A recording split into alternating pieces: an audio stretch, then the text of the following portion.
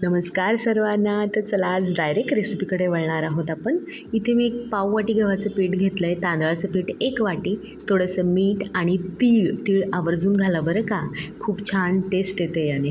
तर मी इथे गूळ घेतले, गूळ वितळून घ्यायचं आहे आपल्याला. उकळ आली ना गुळाच्या पाण्याला की यामध्ये हे सगळं मिसळलेलं पीठ आहे हे घालून घ्यायचं आहे आपल्याला आणि छान वाफळवून घ्यायचं आहे, गॅस बंद करून 2 मिनटं.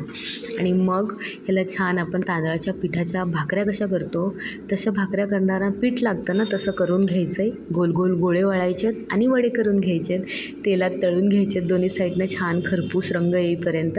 झाले आपले वडे तयार. तर ह्याचा एक लॉंग व्हिडिओ मी ऑलरेडी चॅनलवर अपलोड केला आहे, तुळशी विवाहाचा ब्लॉग आहे तो, तर प्लीज नक्की पहा जर तुम्ही पाहिला नसेल तर. टॅग करते खाली मी. आणि येस, रेसिपी आवडली असेल तर लाईक करा, शेअर करा आणि चॅनलला सबस्क्राईब करायला अजिबात विसरू नका. जय जिजाऊ, जय शिवराय.